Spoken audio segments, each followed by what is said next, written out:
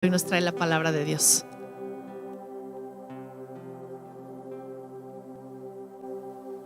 Hola iglesia, espero que se encuentren bien ahí desde sus casas y la verdad para mí es un gran privilegio siempre poder compartir de la palabra de Dios con cada uno de ustedes, pero también un compromiso y una carga porque muchas de las cosas que nosotros decimos desde este altar no son realmente, yo veo cómo son tomadas, pesadas nuestras palabras, todas las cosas que nosotros hablamos y bueno, hoy yo quiero compartir uno de los temas que sin duda es de los que más me apasiona. De hecho, yo hoy mientras me preparaba, o sea, el tan solo hecho de empezar a sentir y conectarme con Dios en lo que Él quería compartir en esta noche con cada uno de nosotros, me hacía llorar porque puedo ver cómo los tiempos de Dios se están moviendo, cómo los cielos se están moviendo, los cielos están siendo agitados y bueno, yo quiero compartir acerca de la oración que tiene el poder y la capacidad de cambiar situaciones, oraciones de fe, oraciones de autoridad. Y quiero contarte algo que me pasó hace muchos años atrás, en un tiempo en el que yo no sabía lo que era intercesión, en un tiempo en lo que yo no sabía lo que era orar con respaldo, con autoridad. Y de repente, un día yo soñé lo siguiente, pon mucha atención. Estaba yo en un como cementerio, pues era como un cementerio realmente, y ahora capto que era como un cementerio. Y de repente yo veía mi mano y mi mano estaba seca, mi mano estaba enferma, mi mano pues algo tenía que yo no la podía mover, yo no la podía estirar. Y entonces venía hacia mí, se acercaba alguien que en ese tiempo yo reconocía como un profeta que hablaba de parte de Dios. Y él venía sobre mí y me decía que mi mano seca era sanada. Y me la tocaba y en ese instante yo veía como mi mano tenía vida otra vez, que tenía color, que podía estirarse. Ahora yo no entendía completamente esto, pero la siguiente escena, en el mismo sueño, yo veía cómo las tinieblas empezaban a avanzar, cómo las tinieblas, o sea, yo veía hacia el cielo y veía cómo una nube negra se venía a posicionar encima de nosotros y de repente la escena cambiaba y estaba yo en la iglesia y venían todas esas tinieblas sobre nosotros y de repente yo levantaba mi mano derecha y las tinieblas empezaban a retroceder. Y entonces la siguiente escena era que yo veía cómo se levantaba un ejército como de demonios, eran enemigos, literalmente eran demonios que venían y se acercaban. Yo estaba con un grupo de personas y venían contra nosotros, venían corriendo contra nosotros con armas estos demonios, porque no los veía yo como hombres, los veía como demonios así como tal. Y de repente yo estaba en medio de una multitud y todos empezaban a tener miedo, pero yo volvía a extender mi mano derecha y los demonios se paralizaban, los demonios ya no podían avanzar, ya no podían, me acuerdo que ya no llegaban hacia nosotros. Y la última escena, en ese mismo sueño, estaba yo nuevamente en el cementerio y entonces escuchaba esta palabra de estos huesos secos vivirán. Y yo volteaba a ver hacia todas las tumbas. Y entonces entendía que cuando yo levantaba aún en el sueño, o sea, siendo así como neófita en el evangelio y en la palabra y a lo mejor en muchos conceptos que quizás yo no entendía, pero en ese momento en el sueño yo entendía que cuando yo estiraba mi mano, entonces algo sucedía y entonces yo empezaba a orar con mi mano levantada, mi mano derecha levantada y entonces empezaban a resucitar los muertos. Y ahí se acababa el sueño. Y todo esto lo recordé por lo que predicó la semana pasada nuestro pastor cuando hablaba acerca de la mano seca. Y uno de los significados de la mano derecha es autoridad. Autoridad en medio de la oración. Autoridad y fe en medio de la oración. En ese momento yo lo único que entendía es que tenía que orar. Y no entendía mucho del llamado que Dios tenía sobre mi vida acerca de la intercesión. Pero ahí a partir de ese sueño se empezó a desarrollar el llamado de la intercesión.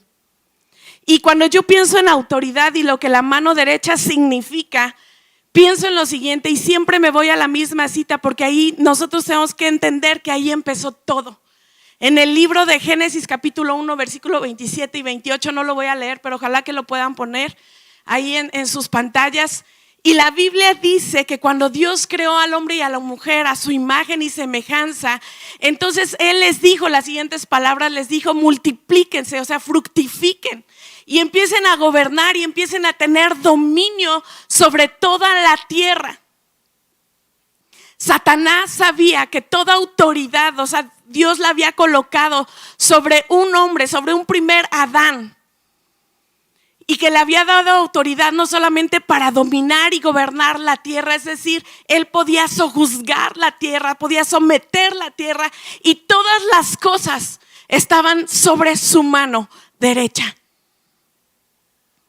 El diablo sabía esto, y por eso es que el diablo vino y tentó al hombre, porque el diablo quería recuperar la autoridad que había perdido cuando él fue arrojado del cielo. Pero entonces vino un segundo Adán, vino Cristo Jesús, y Él revirtió esta situación, y entonces Él vino y arrebató nuevamente la autoridad que Satanás había tenido cautiva, y ya no la regresó para un solo hombre. Vino y esa autoridad fue arrebatada y fue dada nuevamente, pero ahora sobre toda la iglesia de Cristo Jesús.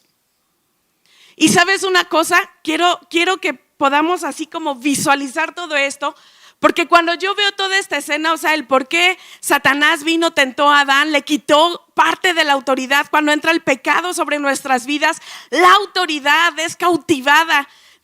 Ya no hay la misma autoridad que una persona puede tener en el desarrollo de su vida, de su ministerio, porque hay pecado. Pero a través de la cruz, Cristo Jesús viene y revierte esa situación y le da la autoridad a la iglesia. Pero Satanás es un personaje que es completamente territorial. ¿Qué significa esto? Significa guerra. Porque Satanás no tan fácil iba a dejar en manos ahora de la iglesia autoridad, porque él sabe lo que sucede cuando una persona en autoridad puede orar. Ahora una iglesia corporativamente puede orar. Pueden suceder muchas y muchas cosas. Y si nosotros podemos entender que estamos en una guerra, entonces nosotros necesitamos ocupar nuestra mayor arma, la mayor arma que Dios le ha dado a su iglesia, que es la oración. Y no estoy hablando de una oración tranquila, una oración sencilla, una oración pasiva, una oración a lo mejor hasta religiosa que muchos de nosotros a veces hacemos, porque yo creo que a todos nos ha pasado. Hablo de una oración en otro nivel, hablo de una oración en la que podamos nuevamente conectar con Dios, podamos nuevamente conectar con el cielo, porque no es lo mismo orar a Dios que orar con Dios. Cuando nosotros oramos a Dios, oramos desde nuestra limitada perspectiva de las cosas que estamos viendo a nivel terrenal. Pero cuando nosotros oramos con Dios, nosotros estamos orando lo que Dios quiere que suceda. Y cuando nosotros estamos orando con Dios, nosotros nos movemos así como propulsores. Así yo me imagino, así como cuando veo a mis hijos jugar, bueno, a uno de ellos en particular, con sus cochecitos o con las cosas que jugaba y que hacía. O sea, es algo exponencial, es algo que va a catapultar nuestra oración para que en ese nivel de oración nosotros podamos tener la capacidad de hacer retroceder tinieblas, de hacer retroceder a nuestros enemigos, de poder ganar batallas no solamente a nivel personal, en nuestra vida personal, sino también en la vida de la iglesia. Y Dios está buscando siempre, Dios siempre, lo podemos ver en toda la Biblia, está buscando hombres y mujeres que puedan orar, no a Él, sino con Él. Y si tuviera que ponerle un título a esta predicación, yo diría: oración de fe, oración que mueve montañas. Y ve conmigo al libro de Primera de Samuel, capítulo 7. Dice la Biblia que entonces los hombres de Kiriat Jearim fueron por el arca del Señor y la llevaron a la casa de Abinadab, que estaba en las laderas, y comisionaron a su hijo Eleazar para que se encargara de ella. Y el arca permaneció en Kiriat Jearim mucho tiempo, 20 años en total. Y durante ese tiempo todos los israelitas se lamentaron porque parecía que el Señor los había abandonado. Entonces Samuel le dijo a todo el pueblo de Israel: si en realidad desean volver al Señor, desháganse de sus dioses ajenos y de las imágenes de Astarot. Tomen la determinación de obedecer solo al Señor. Entonces Él los rescatará de los filisteos. Así que los israelitas se deshicieron de todas sus imágenes de Baal y de Astarot y adoraron únicamente al Señor. Después Samuel les dijo: reúnan a todo Israel en Mizpa y yo oraré al Señor por ustedes. De manera que se reunieron en Mizpa y en una gran ceremonia sacaron agua de un pozo y la derramaron delante del Señor. Asimismo no comieron durante todo el día y confesaron que habían pecado contra el Señor. Fue en Mizpa donde Samuel se convirtió en juez de Israel. Y cuando los gobernantes filisteos se enteraron que Israel se había reunido en Mizpa, movilizaron a su ejército y avanzaron. Y el miedo invadió a los israelitas cuando supieron que los filisteos se acercaban. No dejes de rogarle al Señor nuestro Dios que nos salve de los filisteos, le suplicaron a Samuel. Entonces Samuel tomó un cordero y lo ofreció al Señor como ofrenda quemada entera y rogó al Señor que ayudara a Israel, y el Señor le contestó. Entonces, justo en el momento en el que Samuel sacrificaba la ofrenda quemada, llegaron los filisteos para atacar a Israel, pero ese día el Señor habló con una poderosa voz de trueno desde el cielo y causó tal confusión entre los filisteos que los israelitas los derrotaron. Los hombres de Israel los persiguieron desde Mizpa hasta un lugar abajo de Bet-car, matándolos a lo largo del camino. Luego Samuel tomó una piedra grande y la colocó entre las ciudades de Mizpa y Gesana. Y lo llamó Ebenezer, que significa la piedra de ayuda, porque dijo: hasta aquí el Señor nos ha ayudado. De modo que los filisteos fueron sometidos y no volvieron a invadir Israel por algún tiempo. Y durante toda la vida de Samuel, la mano poderosa del Señor se levantó contra los filisteos. Entonces fueron restituidas a Israel las aldeas cercanas a Ecrón y Gat, que los filisteos habían tomado, junto con el resto del territorio que había tomado de Israel. Y en esos días hubo paz entre los israelitas y los amorreos. Quiero que ahí en tu casa inclines tu rostro y hagamos la siguiente oración. Espíritu Santo, ven sobre nuestros hogares, ven sobre nuestras vidas, Señor. Abre nuestros ojos, que todos nuestros sentidos espirituales, Señor, se puedan hoy conectar contigo y que podamos ser uno contigo. Y todo lo que tú quieres hablar, Señor, en esta noche pueda ser visto, pueda ser escuchado por cada uno de nosotros, Señor, de tal manera, Señor, que hoy sea un parteaguas en la vida y en las familias, en las casas y en la iglesia misma, Señor, que pueda ser un antes y un después, porque podamos entender lo que tú vas a hacer y ya estás haciendo. Te lo pido en el nombre de Cristo Jesús. Amén. ¿Sabes una cosa? Quiero contextualizar lo siguiente. La Biblia habla de un tiempo en el que los filisteos estaban sobre Israel. El arca, capítulos anteriores, el arca había sido llevada cautiva a la tierra de los filisteos, y es cuando vienen los tumores, las plagas. Pero los filisteos devuelven el arca de la presencia de Dios a la tierra nuevamente de los israelitas. Pero a pesar de que el arca de su presencia estaba en el lugar correcto, no había una manifestación de la presencia de Dios.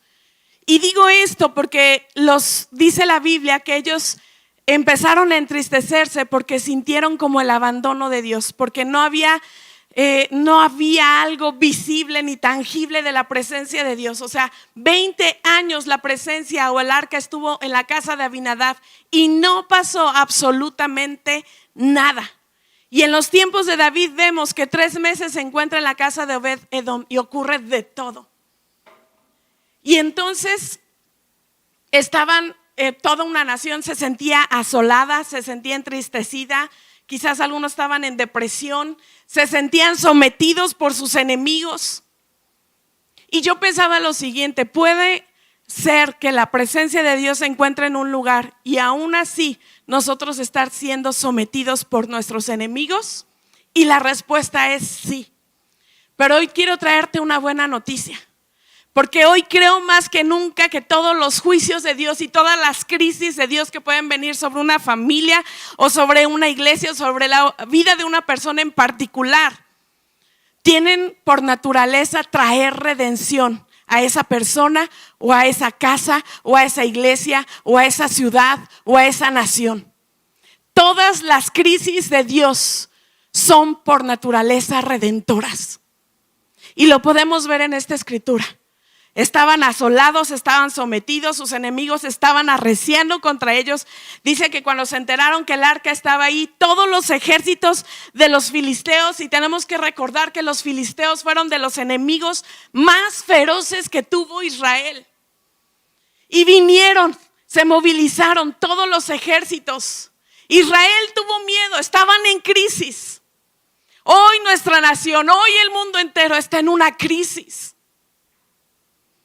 Los ejércitos de nuestros enemigos, todo un ejército de demonios se ha movilizado y ha traído caos, ha traído enfermedad, ha traído virus, ha venido y está haciendo que haya caos. Pero yo veo como de repente un hombre entendido se levantó. Y hablo de Samuel. Y en su carácter, fíjate bien, porque Samuel era sacerdote, Samuel era juez de Israel y Samuel era profeta. O sea, en su carácter de sacerdote, de profeta y de juez viene. Y se para no en cualquier lugar. Dice la Biblia que Samuel vino y dijo, ok, vamos a hacer una cosa. Congréguenlos a todos en Mizpa. ¿Sabes lo que significa? La palabra Mizpa significa torre de centinela o atalaya. De manera que yo creo que en ese lugar estaba una torre donde había un altar de oración.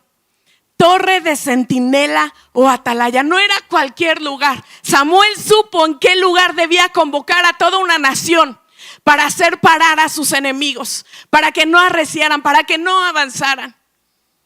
Ahora la Biblia, la verdad no la investigué. Yo no sé si fue Samuel, pero pensemos que fue Samuel, porque dice la Biblia que desde ese momento Samuel fue nombrado como juez de Israel. Pero yo no sé si fue Samuel mismo el que levantó ese altar de oración. Se cree que en todas las torres, en las torres que se levantaron alrededor de los muros de Nehemías, las torres en donde estaba el templo, donde vivía David, y que había una torre, dicen que estaba al frente de su casa, y que ese lugar que se cree que cuando se dice que David subía a la fortaleza, en realidad estaba diciendo que David subía a esa torre, es porque se cree que en cada una de las torres se edificaba un lugar de búsqueda. Un lugar, un altar de sacrificios donde la gente venía y se encontraba con Dios. De manera que Mizpa era un lugar, era una torre, era un altar de sacrificio, un altar de oración, donde la gente podía venir y encontrarse con Dios. Y Samuel vino y en ese lugar, en la torre del centinela y de la atalaya, levantó la siguiente oración. Ahora déjame decirte algo, porque yo veo a lo largo de toda la Biblia los altares para que pudieran ser edificados. No era así como en cualquier lugar. Todo altar que se levantaba para Dios, tenía que haber sacrificios. Y cuando yo pienso en la palabra sacrificios, pienso en un camino a la cruz. Mi esposo y yo tenemos aproximadamente, nuevamente de hecho, se volvió y se está levantando un altar de oración y de intercesión aquí en la iglesia, que empieza desde las 9 hasta las 9, de 9 a 9, o sea, es un altar de oración de 12 horas todos los días. Y desde que empezó yo le dije a mi esposo, yo quiero entrar a orar contigo, méteme contigo ahí al oratorio. Y empezamos a venir todos los días, estamos orando 1 hora, y déjame decirte algo. Cada que yo entro a ese lugar, cada que yo entro a ese oratorio, la presencia de Dios está ahí. La presencia y la voz de Dios está en ese lugar y está hablando y se está moviendo. A la par, y no creo que fue obra de la casualidad, al pastor se le ocurrió, ¿qué creen? remodelar todo el altar. Pero a mí no se me hizo una coincidencia. Para mí es algo tan profético que Dios está restaurando un altar nuevo, un altar de oración, un altar de fuego, un altar donde el poder de Dios se va a venir a manifestar.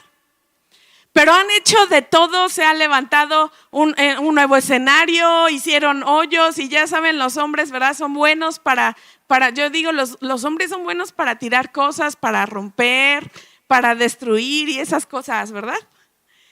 Y yo los he visto esta semana, llevan aproximadamente creo que 2 días cavando y haciendo un hoyo para poder meter la batería. Y pensaba en lo siguiente, ¿cómo para que se pueda restaurar un altar, cómo para que se pueda venir a edificar un altar, tiene que haber sacrificio, tiene que haber sacrificio. Te voy a decir algo que un día leí y nunca se me olvidó. Intercesión empieza con un camino hacia la cruz, porque el camino hacia la cruz tiene que ver con sacrificio, con despojo, con negación.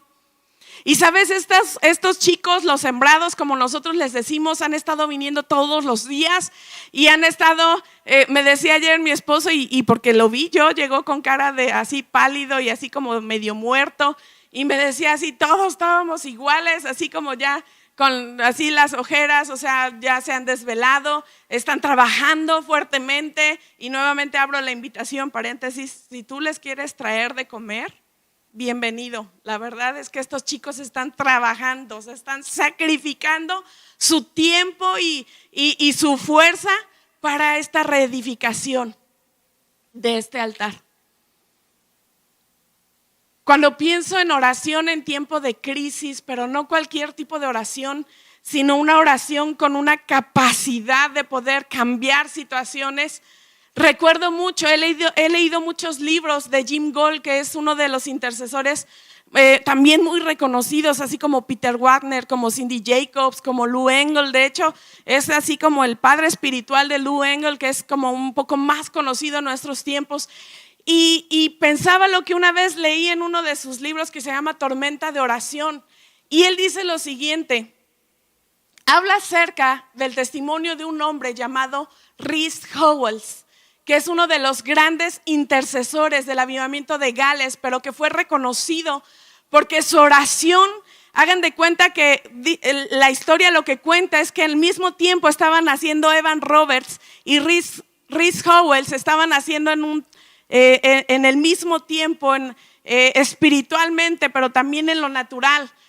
Y el catalizador para ese avivamiento fue Evan Roberts, pero por la intercesión de Rhys es que ese avivamiento se pudo mantener años. De hecho, se cree que cuando empezaron a tener, o sea, de que las cosas ya no estaban siendo igual, a él fue uno de los que se les llamó para que viniera con su grupo de intercesores a orar. O sea, no te estoy hablando de cualquier hombre. Fue un hombre que se le reconoce como uno de los generales de oración y como uno de los generales de ese tiempo del avivamiento. Y entonces dice Jim Gold, lo cuenta él en este libro, que bueno, Rhys ya se había muerto, pero estaba atravesando un tiempo de crisis y Dios le dijo y le dio esta palabra y le dijo, tú tienes que hacer una tormenta de oración. Y él no entendía exactamente esto qué significaba, pero entonces Dios le habló y le dijo, tienes que recabar el agua de los pozos antiguos, es decir, de aquellos hombres que tuvieron un impacto a nivel nacional, a nivel mundial a través de su oración. Hombres que cavaron a través de sus vidas pozos profundos y que sus oraciones eran sin duda poderosas. Y entonces, pues Rhys ya no vivía, pero su hijo llamado Samuel sí vivía y ya tenía 86 años, o no sé cuántos años tenía, murió apenas en el 2004. Y entonces dice que él va a Gales y entonces él quiere entrevistarlo, o sea, él llega con la pregunta así como todos nosotros cuando conocemos a grandes hombres de Dios y le dijo, o sea, quiero que me digas por favor, ¿qué era lo que hacía tu papá? ¿Qué era lo que tu papá provocaba en Dios a través de su oración? que pudo movilizar a tanta gente, que pudo hacer que el fuego en el altar no se apagara, que pudo tener tanta autoridad y tanto respaldo para que cosas sucedieran. Y dice que como 4 veces le hizo la pregunta y este hombre ya anciano y débil, cada que él le hacía la pregunta lo evadía, le cambiaba la pregunta y él continuaba hasta que dice que una mujer con la que él iba, que era profeta, de repente se inclinó y sigilosamente se acercó hacia él. Y ahí en ese sillón dice que le agarró la mano y le dijo: por favor, nuestro mundo está en crisis. En la ciudad donde estamos está en crisis. ¿Qué fue lo que hizo su papá?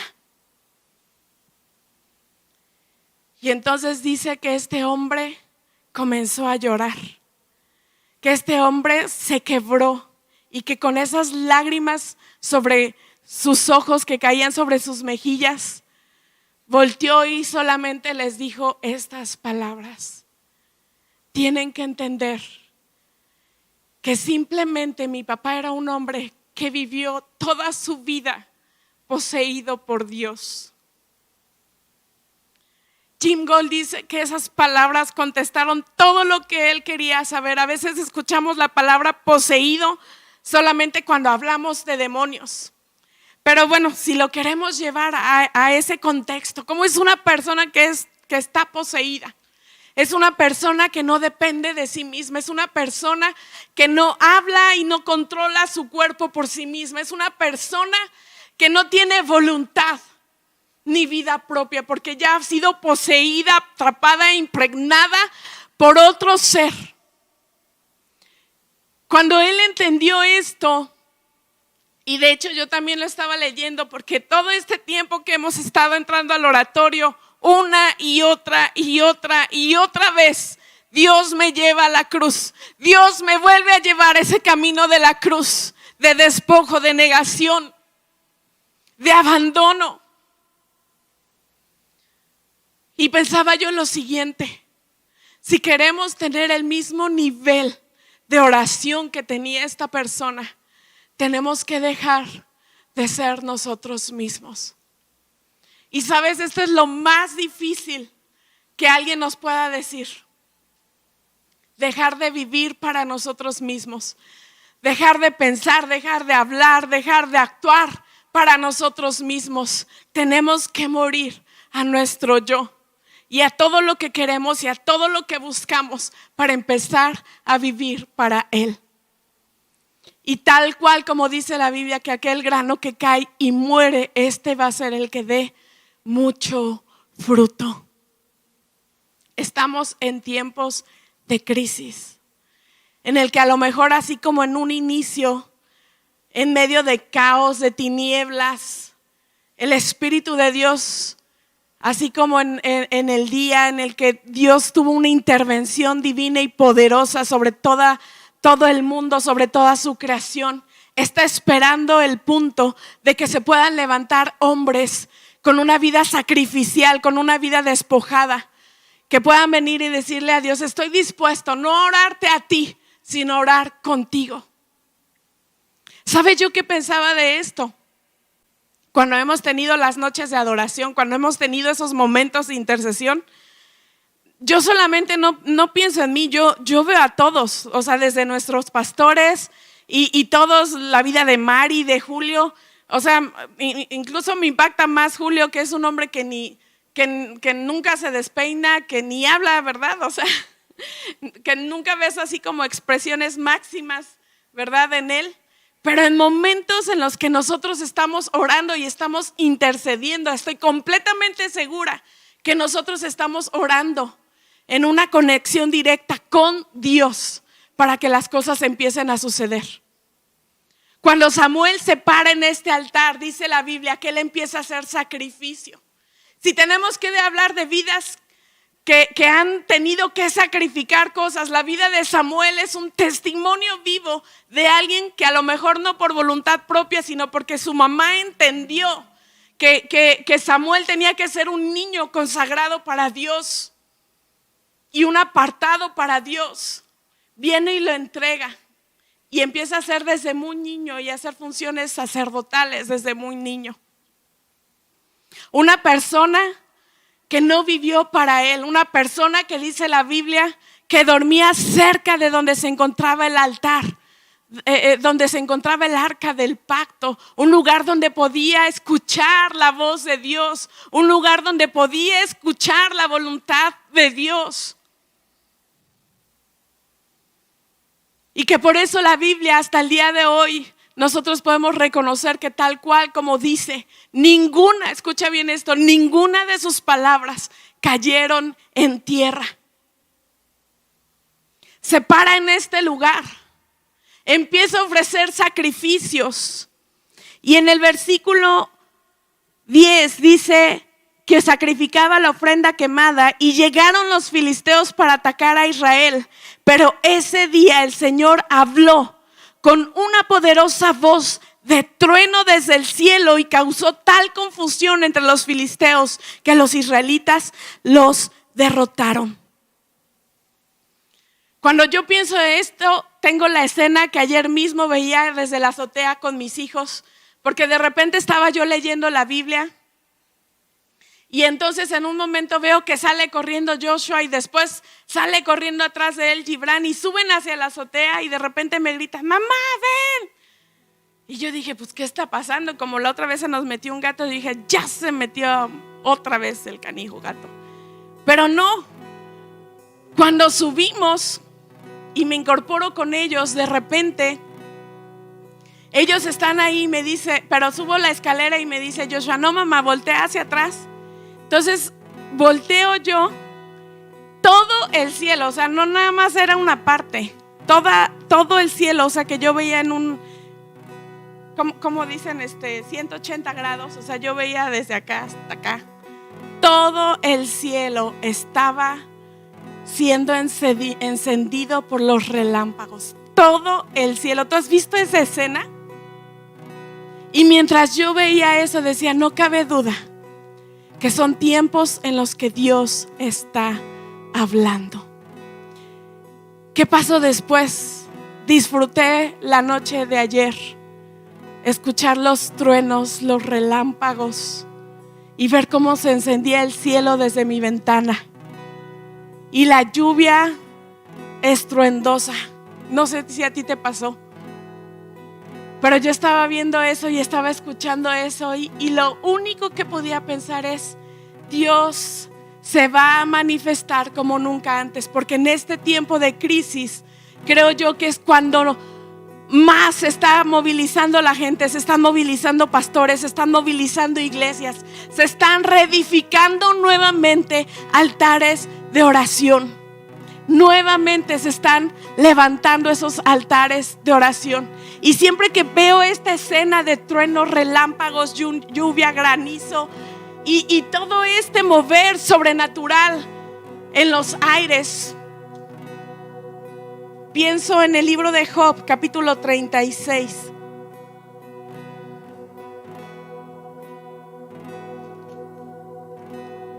Verso 29 dice, ¿quién puede comprender el despliegue de las nubes y el trueno que retumba desde los cielos? Mira cómo Dios extiende el relámpago a su alrededor e ilumina las profundidades del mar. Por medio de esos actos poderosos, Él nutre a la gente dándole comida en abundancia. Él llena sus manos de rayos y lanza cada uno a su objetivo. Hay otra versión que dice,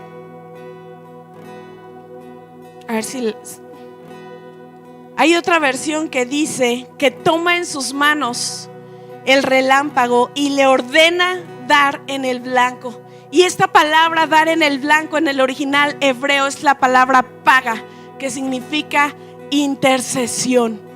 Así tal cual significa atacar, derribar, arrancar, derribar el límite. O sea, tiene una connotación completamente de guerra. Y dice, Él llena sus manos de rayos y lanza cada uno a su objetivo. El trueno declara su presencia. La tormenta anuncia su enojo indignado. Capítulo 37, verso 1. Cuando pienso en esto, mi corazón late con fuerza. tiembla dentro de mi pecho. Escucha con atención el estruendo de la voz de Dios. Cuando retumba de su boca, resuena por todo el cielo y sus relámpagos brillan en todas direcciones. Después llega el rugido del trueno, la tremenda voz de su majestad. Él no la retiene cuando habla. La voz de Dios es gloriosa en el trueno. Ni siquiera podemos imaginar la grandeza de su poder. Versículo 7 dice: hace que todos dejen de trabajar para que contemplen su poder. Versículo 9 dice: el viento tormentoso sale de su cámara y los vientos impetuosos traen el frío. Versículo 12 dice: las nubes se agitan bajo su mando y hacen todo lo que Él ordena por toda la tierra. Él hace que estas cosas suceden para castigar a las personas o para mostrarles su amor inagotable. Todas las crisis, como te dije, todos los juicios de Dios tienen o son por naturaleza redentores, porque es la forma en la que Dios quita todos los obstáculos, todos los impedimentos, todas las cosas que hacen que nosotros no podamos conectar con Dios. En el tiempo de Samuel fue lo mismo. Les dijo: ok, ¿tienen miedo? Vamos a hacer algo. Y dijo: quiten sus ídolos, despójense de todas esas cosas que están haciendo un choque entre ustedes y entre Dios, y vamos al lugar alto, al lugar de intercesión, al lugar donde Dios se va a manifestar. Dice: porque cuando Dios habla, y es como un trueno y un estruendo se hace y se oye por toda la tierra, dice, Dios los hace que dejen de trabajar y que podamos ver y podamos asombrarnos de su majestad. Y para mí esto lo que significa, y alguna vez lo leí en otra versión, es que vienen estos tiempos, escucha bien, a través de esto que estamos pasando, vienen tiempos de mayor reconocimiento y de mayor gloria para Dios, porque Dios se va a dar a conocer. Y aún aquellos que han estado inmiscuidos en su vida misma van a tener que dejar de hacer lo que estaban haciendo y van a ver al Dios glorioso. Y dice: y todo lo que Dios quiera se va a realizar sobre la tierra. Y quiero terminar con esta cita en Ageo 2:6-9, que dice: el Señor de los ejércitos celestiales dice: dentro de poco haré temblar los cielos y la tierra, los océanos y la tierra firme una vez más. Haré temblar a todas las naciones y traerán los tesoros de todas las naciones a este templo. Llenaré este lugar de gloria, dice el Señor de los ejércitos celestiales. La plata es mía, el oro es mío, dice el Señor de los ejércitos celestiales. La futura gloria de este templo será mayor que su pasada gloria, dice el Señor de los ejércitos celestiales. Y en este lugar traeré paz. Yo, el Señor de los ejércitos celestiales, he hablado. Y sabes, yo estaba leyendo esta cita y decía: crisis, pero Dios está diciendo: hey, sí, hay crisis, pero los que puedan orar conmigo no se van a ir con las estadísticas de que no va a regresar gente. Las personas que puedan orar con Dios van a saber que el tiempo de la gloria que vamos a experimentar va a ser mayor de lo que hemos vivido antes. Aquellos que puedan unir su corazón con Dios van a saber que va a pasar lo que pasó en los tiempos de Samuel. Se va a levantar como nunca antes un altar de oración, y van a venir hombres y mujeres que, entendidos en un respaldo, en una autoridad y en una fe, van a levantar oraciones poderosas que van a hacer cambiar las situaciones que estamos viviendo. Se van a ganar batallas no solamente a nivel personal, sino también en la vida de la iglesia. Y nuestros enemigos, tal como pasó en los tiempos de Samuel, van a ser vencidos, van a ser sometidos. Y dice la Biblia que todas las tierras que sus enemigos habían llevado cautivo les fueron devueltas, todas y cada una de ellas. Todo fue restituido. Y ahí en tu casa yo te invito a que cierres los ojos y le digas: Señor, sí, yo quiero ese nivel de oración. Yo quiero ese nivel de conexión contigo. Yo quiero ese nivel de poder. Yo quiero ese nivel de pasión. Yo quiero ese nivel de fuego, Señor, sobre mi vida. Señor, mis enemigos se están arreciando. Señor, mis enemigos están entrando a mi casa. Señor, mis enemigos están sometiéndonos. Hay caos, hay crisis. Jesús, que vienen tiempos en esta casa, desde aquí, desde Semillas de Fuego. Nuevamente se reedifica el altar, nuevamente se reedifica el altar.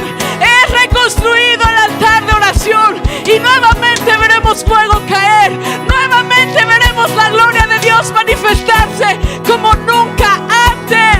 Y todos los enemigos que nos atacaron van a ser vencidos, van a ser sometidos, y va a ser un tiempo de restitución, un tiempo de paz para cada uno de nosotros. Espíritu Santo, empieza a agitar los corazones. Espíritu Santo, empieza a agitar los corazones.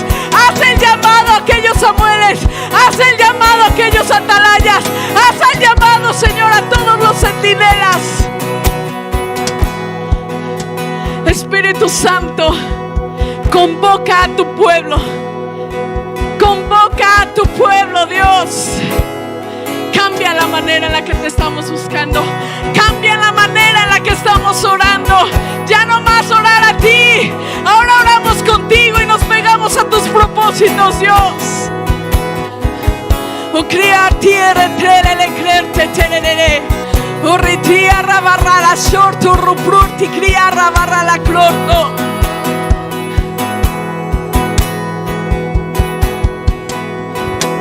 Señor, que venga el tiempo de mayor unidad del cielo con la tierra, donde el cielo se estremece, donde la tierra tiembla y va a temblar. Dios va a temblar, lo vamos a ver. La tierra va a temblar y se va a estremecer, porque tu gloria va a volver a descender.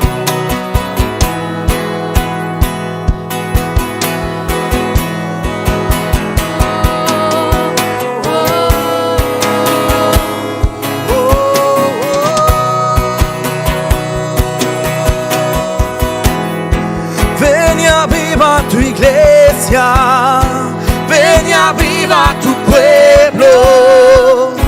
Dios de avivamiento, muévete, derrámate. Caerán fortalezas, romperás las cadenas. Dios de avivamiento, muévete, derrámate. Tu iglesia, ven y aviva tu pueblo. Dios de avivamiento, muévete, derrámate. Espíritu Santo, ven, ven, Señor Jesús. Ven y vuelve a hacer las obras, Dios de antaño. Ven y vuelve, Señor, a manifestarte aún todavía más fuerte y más poderosamente. Levanta, Señor, nuestro espíritu al tuyo. Únenos contigo, Jesús. Te lo pido, Padre, en el nombre de Cristo Jesús. Amén y amén. Dios de avivamiento, muévete, derrámate. Ven y aviva tu iglesia, ven y aviva tu pueblo. Dios de avivamiento, muévete.